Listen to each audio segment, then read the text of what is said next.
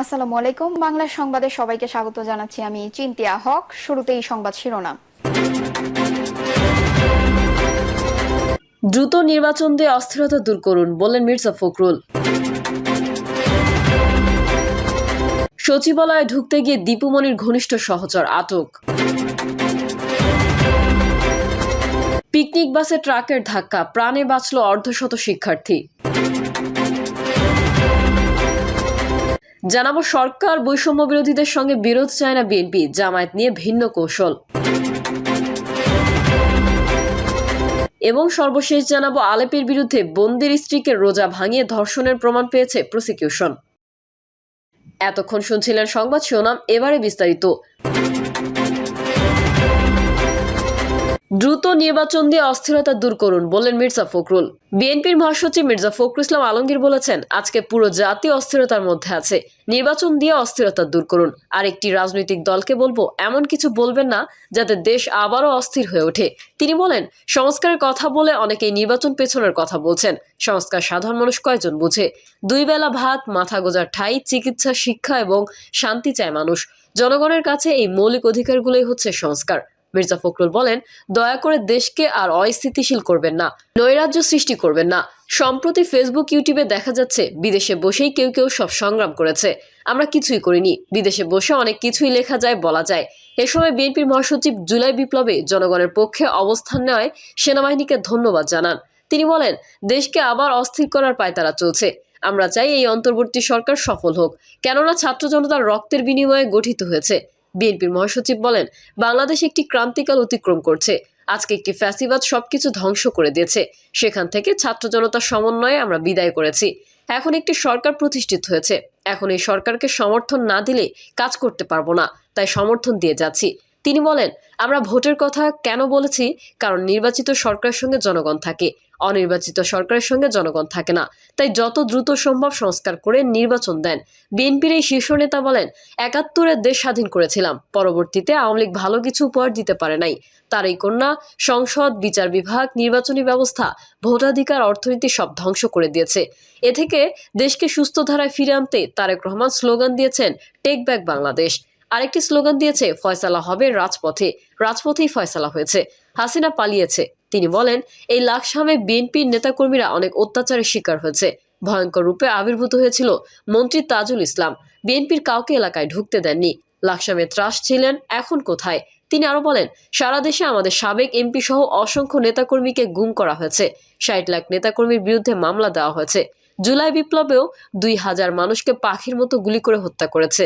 সেই শহীদদের সম্মান জানাই শহীদ রাষ্ট্রপতি জিয়াউর রহমানকে, শ্রদ্ধা জানাই গণতন্ত্রের জননীকে। মির্জা ফখরুল বলেন, নিজেদের মধ্যে কোনো বিভেদ সৃষ্টি করতে চাই না। কেউ কেন বিভেদ সৃষ্টির চেষ্টা করবেন না, অযথা দেশকে বিভ্রান্ত করবেন না। 24 যেমন আমাদের স্মরণীয়, 71ও স্মরণীয়। 71 নিয়ে কটাক্ষ করে কেউ কথা বলবে না। তিনি বলেন, অনেক বয়স হয়েছে, আর হানাহানি চাই না।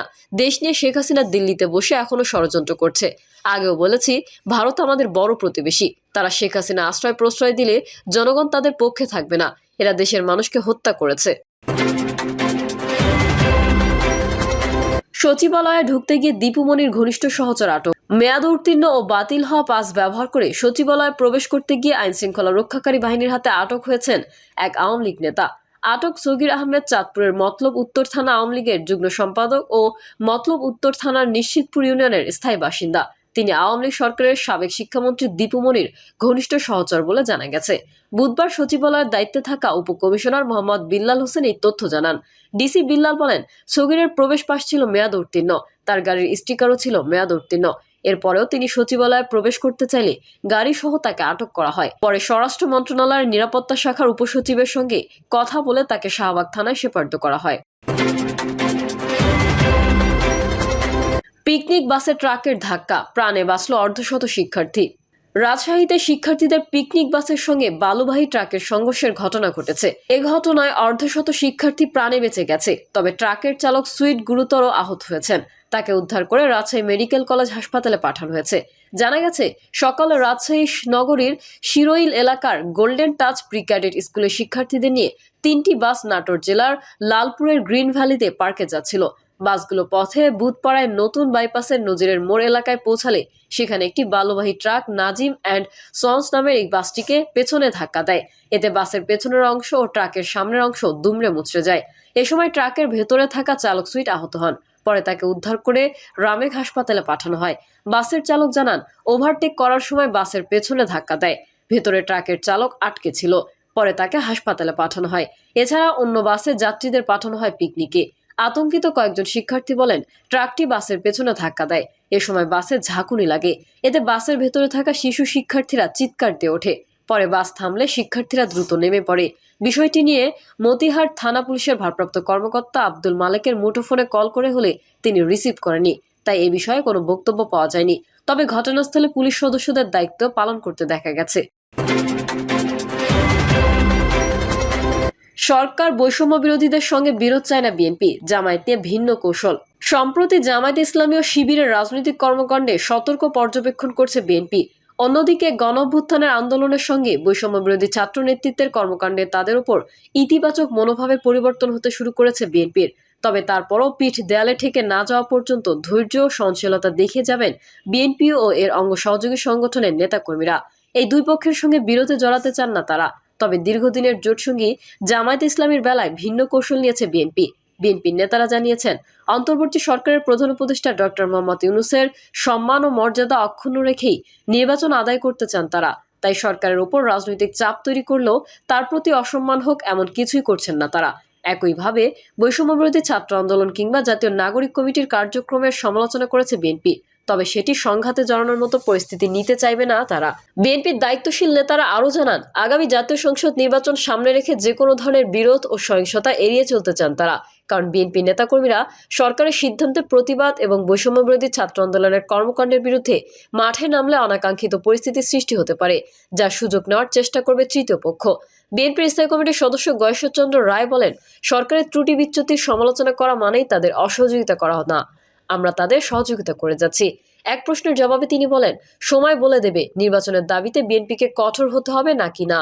বিএনপির মহাসচিব মির্জা ফখরুল বলেন, অবশ্যই যখন নতুন রাজনৈতিক দল গঠন হবে তাকে আমরা স্বাগত জানাবো। ছাত্র সংগঠন এর মধ্যে করেছে, আমরা স্বাগত জানাচ্ছি। তার মানে এই নয় যে আপনারা সরকারে বসে সরকারের সব সুযোগ সুবিধা নিয়ে দল গঠন করবেন, সেটা কখনোই মেনে নেওয়া হবে না, জনগণ মেনে নেবে না। এদিকে 5ই আগস্টের পর বিএনপির সঙ্গে জামায়াতের বিরোধ তৈরি হয়। গণ অভ্যুত্থানের পর সেপ্টেম্বরের প্রথম সপ্তাহে জামায়াত ইসলামীর আমির ডক্টর শফিকুর রহমান রাজনৈতিক প্রতিপক্ষ আওয়ামী লীগের বিরুদ্ধে প্রতিশোধ নেবেন না এমন বক্তব্য দিয়েছেন। সেই বক্তব্য নিয়েও বিএনপির মধ্যে তীব্র প্রতিক্রিয়া দেখা গেছে। মূলত তখন থেকে দুই দলের মধ্যে বাকযুদ্ধ শুরু। সময়ের মিত্র দুই দল এখন একে অপরের প্রতিপক্ষ বলে মনে করে। এক দল আরেক দলের বিরুদ্ধে চাঁদাবাজি ও দখলদারির অভিযোগ তুলছে। বিএনপি মনে করছে, 5ই আগস্টের গণঅভ্যুত্থানে দেশের প্রেক্ষাপট বদলের পর জামায়াত নিজেরাই ক্ষমতা প্রত্যাশী হয়ে উঠেছে। ক্ষমতায় যাওয়ার প্রত্যাশা থেকে তারা বিএনপির বিরুদ্ধে অপপ্রচারে নেমেছে। জামায়াতের শীর্ষ নেতৃত্বের রাজনৈতিক নেতাদের মনোজগতের এই পরিবর্তন বিএনপি নেতৃত্বকে কৌশলী হতে বাধ্য করছে। এ বিষয়ে বিএনপির যুগ্ম মহাসচিব রুহুল কবির রিজভী বলেন, অঙ্গীকার রক্ষা করা এবং কৃতজ্ঞতা স্বীকার করা ইসলামের অন্যতম গুরুত্বপূর্ণ বিষয় হলেও জামায়াত সেই অবস্থানে নেই। এটি একটি মুনাফিকি দল। বিএনপির সঙ্গে সরকার থেকে সব ধরনের সুযোগ সুবিধা নিয়ে এখন তারা বিরুদ্ধে কথা বলছে। তাদের নিজেদের অবস্থান বোঝা উচিত। ইতিহাসের প্রতিটি ক্ষণে তারা জনগণের সঙ্গে বেইমানি করেছে। 5ই আগস্টের পরেও তা তাই করছে। এটাই জামায়াতের চরিত্র। জামায়াত ইসলামীর কেন্দ্রীয় নায়েবে আমির অধ্যাপক মুজিবুর রহমান বলেন, অতীতে বিএনপির সঙ্গে থেকে জামায়াতের কোনো লাভ হয়নি। আলেপের বিরুদ্ধে বন্দির স্ত্রীকে রোজা ভাঙিয়ে ধর্ষণের প্রমাণ পেয়েছে প্রসিকিউশন। বরিশাল রেঞ্জের সাবেক অতিরিক্ত পুলিশ সুপার আলেপ উদ্দিনের বিরুদ্ধে এক আসামিকে গুম করে বন্দি রাখা অবস্থায় তার বিশ্ববিদ্যালয় পড়ুয়া স্ত্রীকে ভয় দেখিয়ে রোজা ভাঙিয়ে ধর্ষণ করার প্রমাণ পেয়েছে প্রসিকিউশন।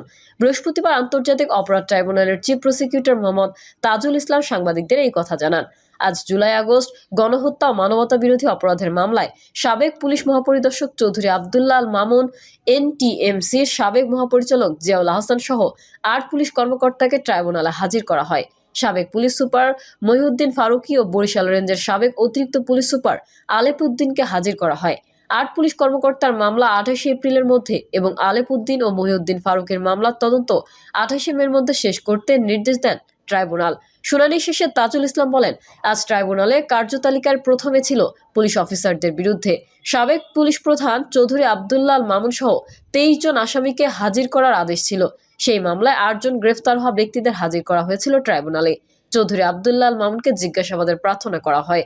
আদালত 23 ফেব্রুয়ারি তাকে জিজ্ঞাসাবাদের অনুমতি দেন। 8 পুলিশ কর্মকর্তার তদন্ত 2 মাসের মধ্যে শেষ করার নির্দেশ দেন।